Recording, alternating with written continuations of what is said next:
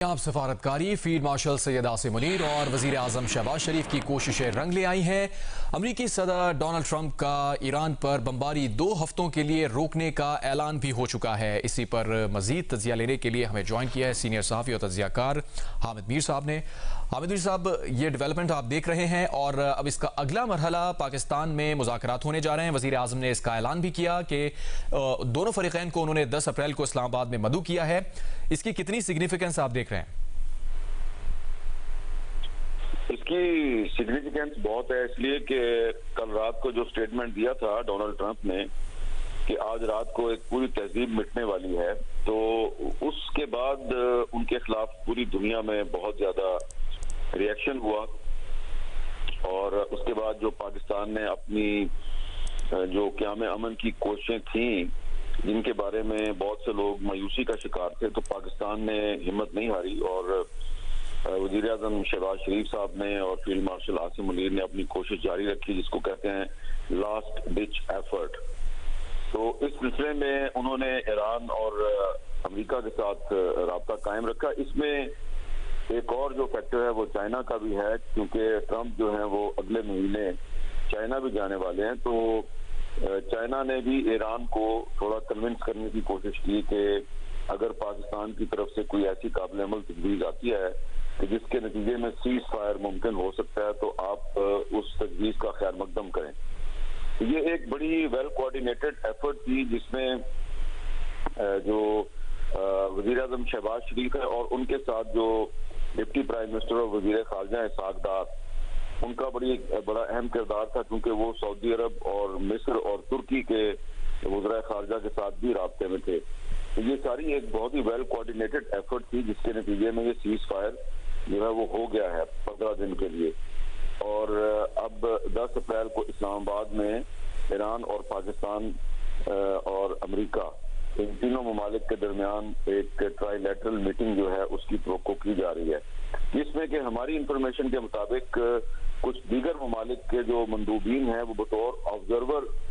भी शामिल होंगे, क्योंकि इसमें जो बिहाइंड द सीन एक ईरान की तरफ से जो एक मुतालबा सामने आ रहा था वो ये था कि अगर सीज फायर हो भी जाता है तो ट्रंप की जमानत कौन देगा और नेतन्याहू की जमानत कौन देगा। तो ये वो मामलात हैं जो अभी तय होने हैं, लेकिन ये अच्छी बात है कि सीज फायर हो गया है। इस सीज फायर की जो तकमील है, इसके सीज फायर की अनाउंसमेंट है, इसमें चीन के अलावा भी कुछ ममालिक जो हैं उनका किरदार बहुत अहम है, जिसमें एक तो बरतानिया है और कुछ यूरोपियन कंट्रीज हैं। और इसके अलावा हमें ये नहीं भूलना चाहिए कि इसमें जो अमेरिका की जो सिविल सोसाइटी है और ख़ास तौर पे उसके कांग्रेस और सेनेट के वो अरकान जिनको कि डोनाल्ड ट्रंप ने बिल्कुल इग्नोर कर दिया था और ईरान पर हमला करने से कबल जंग की मंजूरी भी लेना मुनासिब नहीं समझा कांग्रेस से, तो वो जो अरकान हैं उन्होंने जो आवाज़ बुलंद की और फिर जो अमेरिका की सिविल सोसाइटी है उसने मीडिया के जरिए जो आवाज़ बुलंद की और अमेरिकन मीडिया में जो बहुत से एनालिस्ट हैं और उनके जो साथी हैं, उन्होंने जिस तरीके से डोनाल्ड ट्रंप की इस जारहाना पॉलिसी की मजम्मत की और इसकी मुखालफत की, ये सब चीजें जो है इन्होंने डोनाल्ड ट्रंप को प्रेशराइज किया। और ख़ास तौर पे जब कल अमेरिका के 5 सेनेटर्स और कांग्रेसमैन जो हैं उन्होंने अमेरिकी फौज से, एयरफोर्स और नेवी से ये अपील की कि आप डोनाल्ड ट्रंप के इलीगल ऑर्डर्स जो हैं उनको इम्प्लीमेंट करना बंद कर दें, तो इससे डोनाल्ड ट्रंप पे बहुत प्रेशर आया। ये तमाम चीजें हैं, तमाम फैक्टर्स हैं जिन्होंने मिलकर डोनाल्ड ट्रंप को मजबूर किया और आखिरकार फिर उन्होंने सीज फायर कर दिया, जिसको बहुत ही नीम दिली के साथ बड़ी ही एक कहते हैं ना कि टूटे हुए दिल के साथ नेतन्याहू ने भी कबूल कर लिया है। लेकिन अब पूरी दुनिया को और ख़ास तौर पे अमेरिका को और ईरान को होशियार रहना चाहिए इजराइल से, क्योंकि वो इस सीज फायर को सैबोटाज करने के लिए कोई भी फॉल्स फ्लैग ऑपरेशन कर सकता है। तो फिलहाल तो इस वक्त दुनिया में बड़ी खुशी मनाई जा रही है और पाकिस्तान का जो किरदार है उसको सराहा भी जा रहा है, लेकिन होशियार रहना चाहिए कि ये जो सीज फायर है ये नेतन्याहू के इंटरेस्ट में नहीं है और वो कोई ना कोई खुफिया कोशिश करेंगे जिससे कि ये सीज फायर जो है ये सैबोटाज हो जाए। तो इसकी जो है जिम्मेदारी जो है वो अब डोनाल्ड ट्रंप साहब को लेनी है, क्योंकि ये जंग जो है उन्होंने नेतन्याहू के कहने पे शुरू की, और अब अगर डोनाल्ड ट्रंप जो है वो सीज फायर का इनिशिएटिव ले रहे हैं तो नेतन्याहू को चाहिए कि वो डोनाल्ड ट्रंप की थोड़ी सी इज्जत का ख्याल करें। मीर साहब, सदर ट्रंप का ये ताज़ा बयान भी सामने आया है और ये ब्रेकिंग न्यूज़ भी अपने नाज़रीन को दे रहे हैं कि ईरान को मुज़ाकरात की मेज़ पर चीन लाया है। अमरीकी सदर ट्रंप ने अब से कुछ देर पहले ये गुफ्तगू की और उनका कहना था कि ईरान को मुज़ाकरात की मेज़ पर चीन लाया है। फ्रांसीसी खबर एजेंसी से वो ये गुफ्तगू कर रहे थे। मीर साहब, आप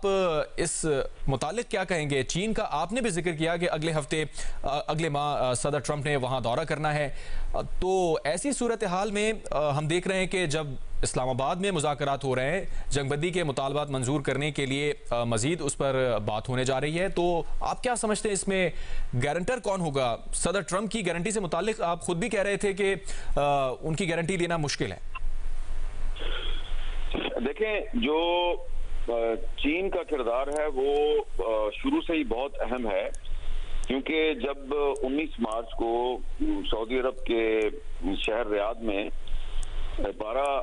ममालिक के वज़ीर ख़ारजा का इजलास हुआ था,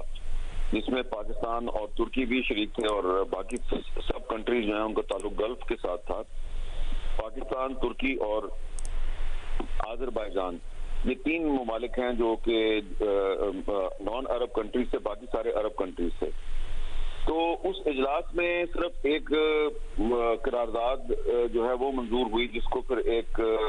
जॉइंट डिक्लेरेशन की सूरत दी जा सकी, लेकिन उस वक्त कोई बड़ी उम्मीद पैदा नहीं हुई थी सीज फायर की। उसके बाद फिर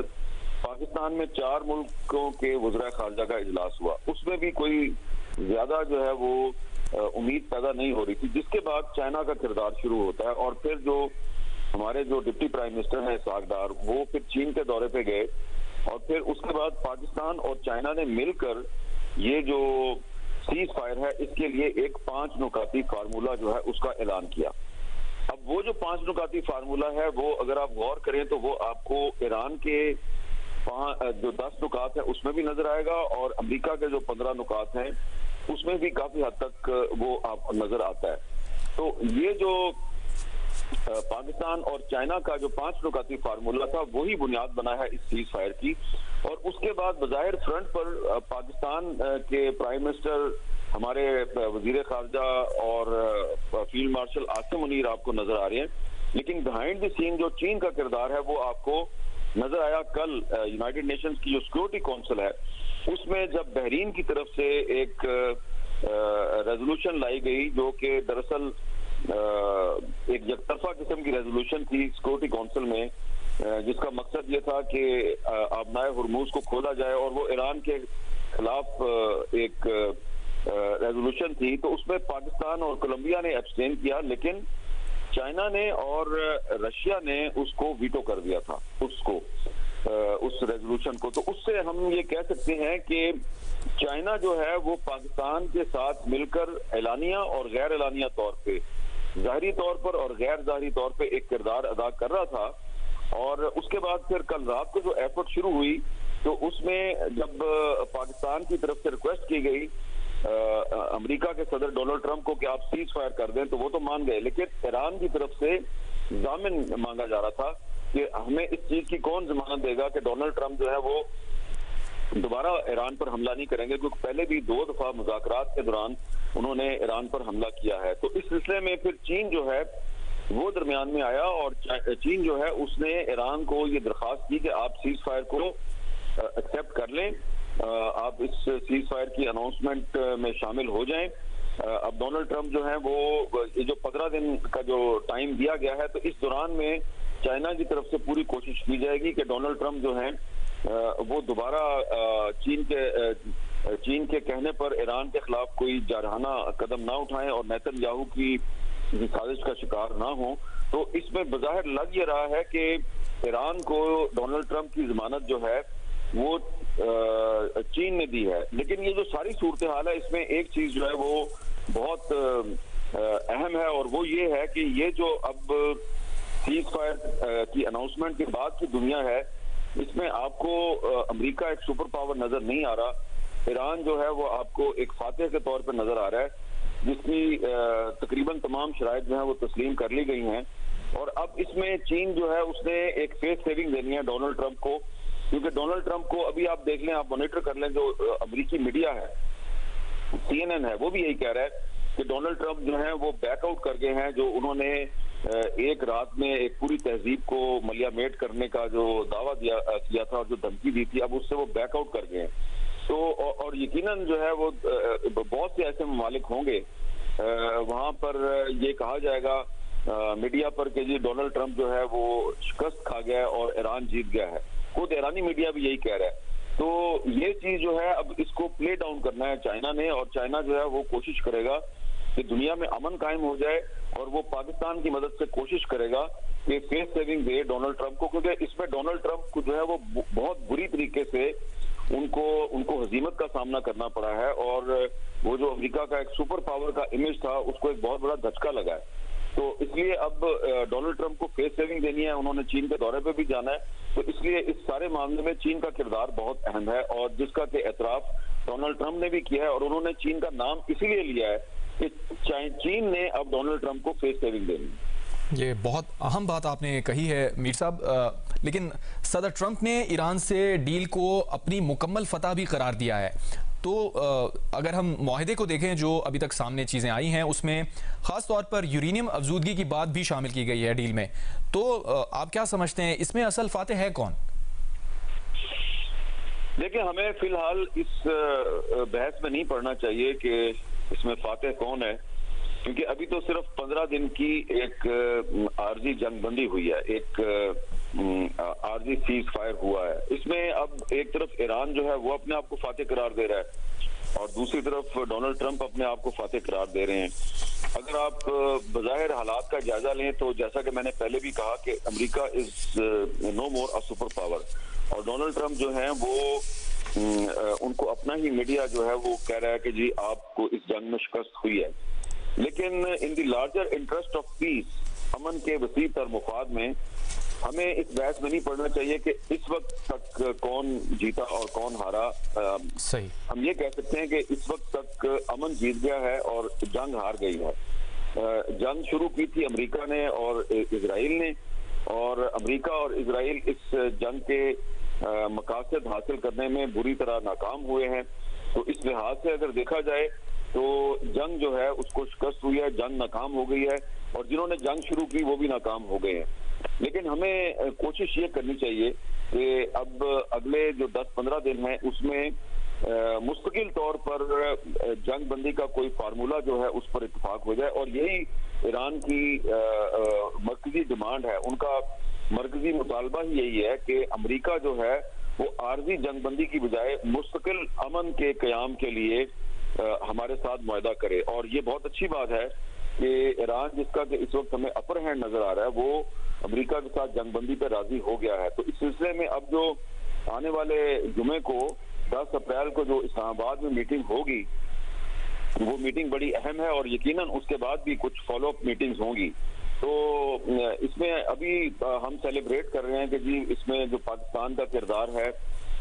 उसका एतराफ पूरी दुनिया कर रही है, और बिल्कुल हमें सेलिब्रेट भी करना चाहिए। लेकिन अब हमें जो अगला इवेंट है उसकी तैयारी करनी है, और अगला इवेंट जो है वो ये है कि 10 अप्रैल को इस्लामाबाद में एक बहुत बड़ा पीस अकॉर्ड होना है, मुआहदा इस्लामाबाद होना है। तो उस मुआहदा इस्लामाबाद को कामयाबी से हमकिनार करने के लिए सिर्फ पाकिस्तान के तमाम स्टेक होल्डर्स का एक पेज पे होना जरूरी नहीं है। सिर्फ पाकिस्तान में हुकूमत और अवाम और हुकूमत और अपोजिशन का एक पेज पे होना जरूरी नहीं है, बल्कि इस खित्ते के जो दीगर अहम ममालिक हैं, खास तौर पे जो गल्फ कंट्रीज हैं, जो कि हमारे बहुत अहम इत्तेहादी हैं, खास तौर पे सऊदी अरब जो है वो है, उसमें इजिप्ट है, उसमें टर्की है, और यूरोपीय यूनियन है, चाइना है, इन सब को हमें ऑन बोर्ड लेना है। और कोशिश की जानी चाहिए कि जब 10 अप्रैल को जुमे के दिन इस्लामाबाद में मुआहदा इस्लामाबाद हो, तो उसमें सिर्फ ईरान और अमेरिका के नुमाइंदे मौजूद ना हों, बल्कि ऑब्जर्वर्स के तौर पे और एक जमानती के तौर पे अगर चीन भी वहां पर मौजूद हो, तो इससे मुस्तकिल तौर पर अमन के क़याम के लिए जो कोशिशें हैं उनको बहुत सहारा मिलेगा। सीनियर सहाफ़ी और तज्ज़ियाकार हामिद मीर साहब अपना तज्ज़िया दे रहे थे। और ताज़ा तरीन अपडेट ये है कि ईरान को मुज़ाकरात की मेज़ पर चीन लाया है। सदर ट्रंप का एक और बयान सामने आया है। ईरान के साथ जंग में अमरीका ने मुकम्मल फतह हासिल की।